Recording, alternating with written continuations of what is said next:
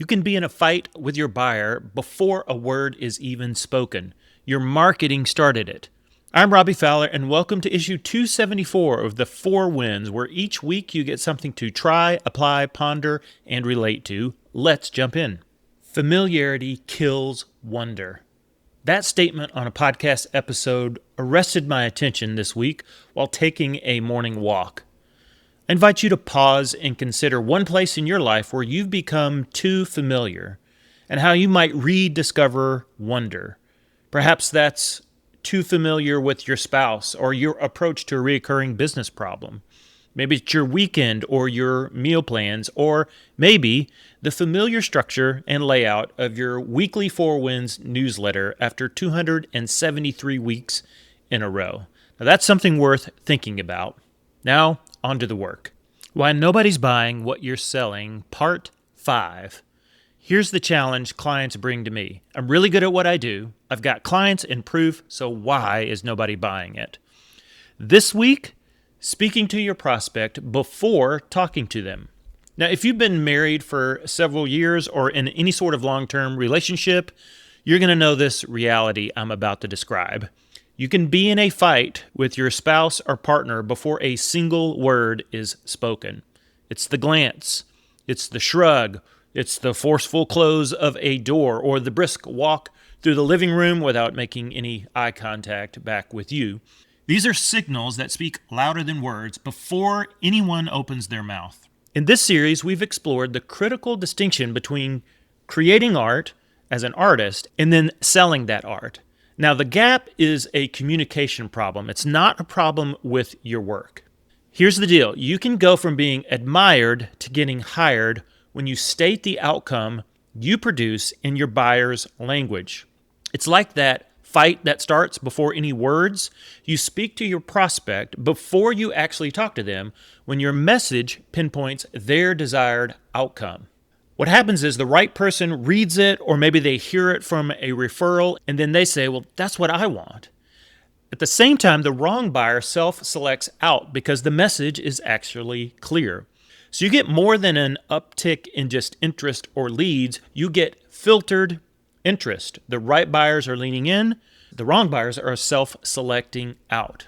Now, here's an example. A recent client was marketing their retreat center like so many other retreat centers do.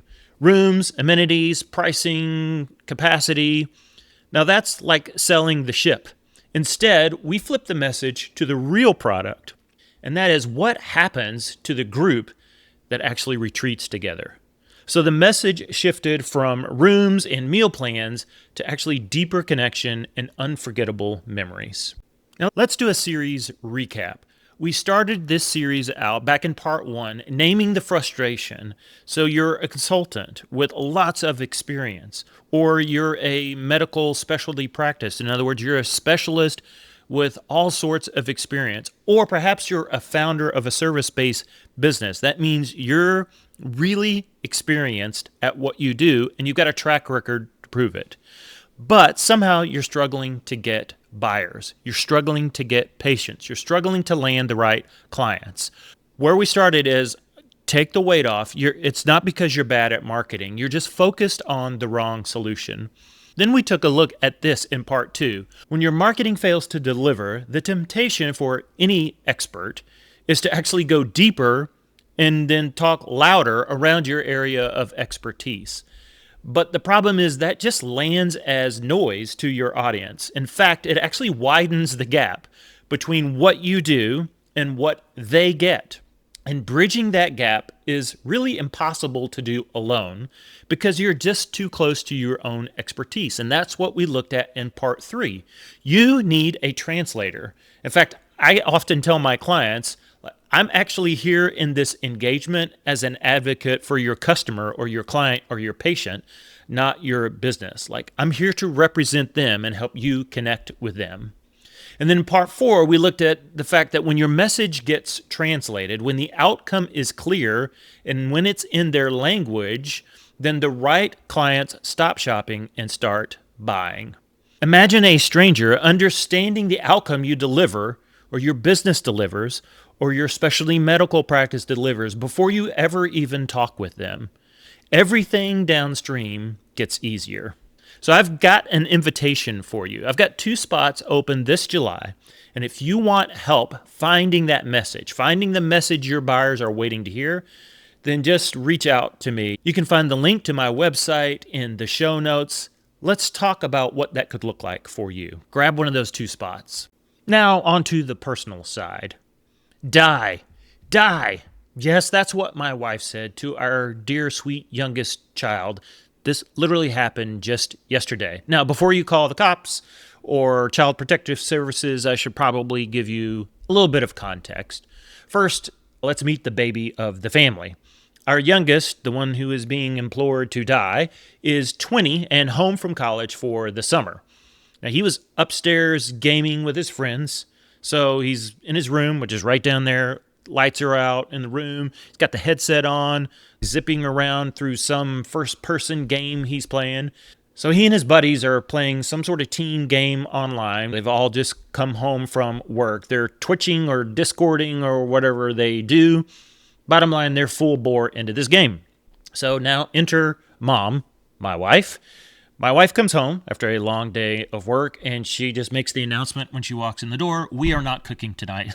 Let's just go grab something." I say, "Sure, that sounds great." So she heads upstairs to grab the little baby who's in his room gaming.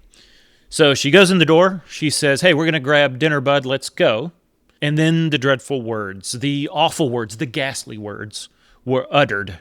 Now, it's not actually the die words. No, the "okay, let me finish my game first" words that came from Captain Gamer there.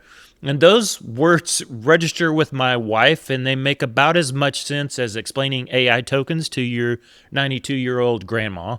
See, my wife just cannot appreciate the concept of abandoning an online group game before you as the player die. It just simply does not compute in her world. She's more of an Atari 2600 girl, right? It's simple.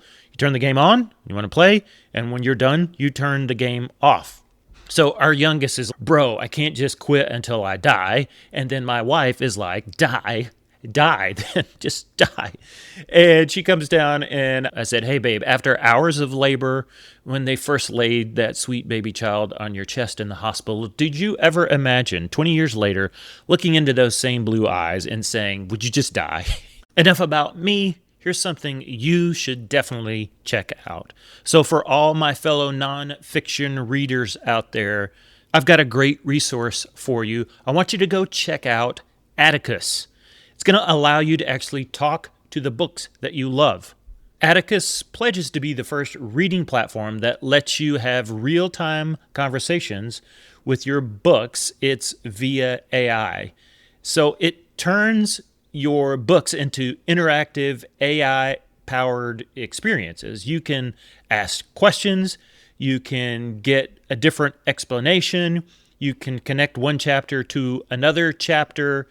Even better, it's launching with authors. So this is very different than you having a conversation with one of the language learning modules like ChatGPT or Claude and just asking them about a book, which they're not legally available to quote directly from. This is really like a new way to read and to learn by partnering with AI, and even better, partnering with a company that is started by an author. So here's how it works, right? You read a book. It's an iPhone app. It's in private beta. I've got my copy. I'll be trying that out this week. As you're reading, you just tap to ask, hey, what does this mean? Or how do I apply? In other words, you just stop and you start interacting with the book. You're going to get clear answers that are grounded in the actual book because they have the rights to the book. And then you're welcome to take those insights and apply them however you want. So this is what makes Atticus different. This is actual licensed content. So the current private beta has just a handful of non-fiction books that the authors have granted them the rights to. So this is a win for us as readers that want an interactive experience. I would love to talk and engage more with the book, to kind of ingest it and learn it, while at the same time being respectful of the authors that worked hard to author this book. So you get personalized learning. You're going to hear things kind of in the author's voice and interact with them, almost like having a one-on-one private conversation with the author of the book. So this is built for authors, and it's built for us as readers. It's really a win-win for both of us. Highly encourage you to go check that out. Get on the private beta. This could be a really interesting learning tool to help us ingest more as we're reading particularly non-fiction books, oftentimes to help our business and even ourselves grow. I hope you wonderfully enjoyed this very unfamiliar format of the 4 Winds. Oh, I also wonder if you can identify the 4 Winds that are out of their familiar order and layout if you're a regular. Don't forget, if you're interested in snagging one of those 2 available spots to craft the message your buyers are waiting to hear so you don't just get admired, but you start getting hired, then use the link in the show notes. I'd love to have a conversation about that. Grab one of those 2 spots available in July. Don't let another quarter or months go by with you wrestling with trying to figure that out for yourself. I'd love to help. Until next time, keep building a life-giving brand. I help owners of service businesses, specialty medical practices, and established consultants build the strategic foundation their marketing has been running without, so that every tactic, every hire, every dollar finally pulls in the same direction. If you think we might be a good fit, there's a link in the show notes on how we might work together. I would invite you to go explore that page, and then let's have a conversation.